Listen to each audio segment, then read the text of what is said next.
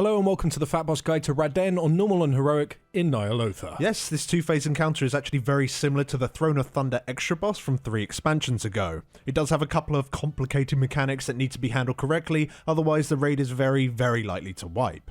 Now before we jump into the main mechanic of Phase 1, let's quickly go over the tank mechanic, which is the Nullifying Strike. This is cast each time the boss reaches 100 energy, and it just does a large burst of shadow damage and reduces the tank's max health by 20% for 25 seconds. Tanks just need to taunt off of each other after each strike to prevent the debuff from stacking. Let's move on to the main mechanic of the encounter. So throughout the first phase, the boss will summon 2 orbs from portals that appear on either side of the room, a Vita orb on the left and a Void orb on the right. These orbs will travel towards the boss, and when they reach him, they'll give him a new set of mechanics for 40 seconds. To prevent him from gaining both sets, you'll want to kill one orb before it reaches him. As soon as you kill it, the other one will become invulnerable and guarantees that the boss will actually gain a set of mechanics. Although right at the start of the fight you have a choice of which orb you'd like to kill, from that point onwards you need to alternate, because if the boss soaks the same orb twice in a row, he gains a 300% damage increase, which is a guaranteed wipe. So going through each mechanic set, let's start off with the Void Orb. When he soaks this, the entire raid will immediately gain a large healing absorption shield, which also deals ticking damage whilst it holds. Everyone should stack behind the boss for AoE healing, and the tank should be spot healed as soon as possible. The boss will also launch an unstable Void missile into the air, and it will begin to fall at random nearby location. If the missile isn't soaked, it will do a ton of raid damage and silence everyone for 8 seconds. A single player should soak the missile, which will deal a burst of damage to them, and apply a debuff which makes it so they take 300% more damage from missiles for 30 seconds. So you're going to need different players to soak it each time. After being soaked, the missile will then bounce back up in the air and mark a new location where it's about to land. The location is generally in the direction that the soaking player was facing, so make sure you face the missile in a direction where it's easy for players to get to. The missile will bounce around 5 times depending on your raid size until it eventually despawns. Aside from those 2 things, the boss will also spawn a Void Hunter ad from the portal that the Void Orb came from. This ad needs to be tanked ideally underneath the boss so everyone can nuke it down while splashing extra damage onto Raden. This ad will frequently cast Void Collapse on a random player who has stood within the largest clump of players. After 3 seconds or so, that player will take a lethal burst of damage which is split between all players hit. The entire raid, aside from the tanks and those who are soaking missiles, should really soak this player just to split the damage. However, this also applies a 50% healing taken reduction debuff for 14 seconds, and it will stack if the same player soaked twice in a row.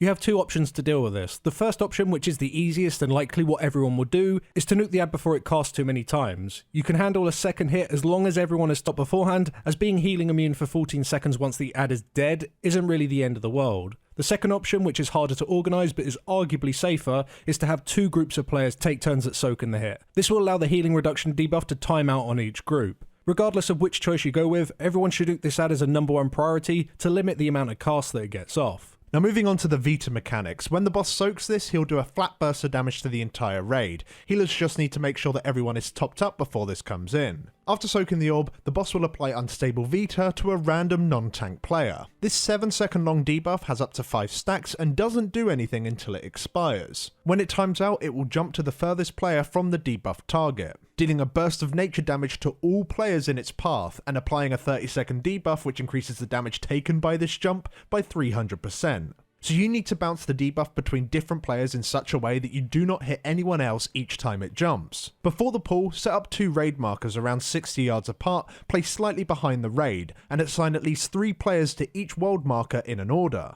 Have the random player that gets the initial debuff to go to the left world marker, whilst the assigned player goes to the right. Once the debuff jumps, the player who just lost the debuff returns to the stacked raid, and a new player takes his place. Each time the debuff jumps, you continue this pattern. Let the debuff bounce to you, bounce it to a new player, and go back to the raid while someone replaces you at your spot. After the debuff loses all of its stacks, the mechanic is over.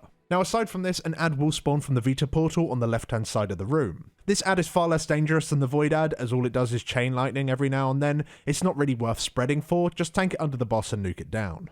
Now after dealing with the alternating orb mechanic sets for so long, the boss will transition into phase 2 at 40%.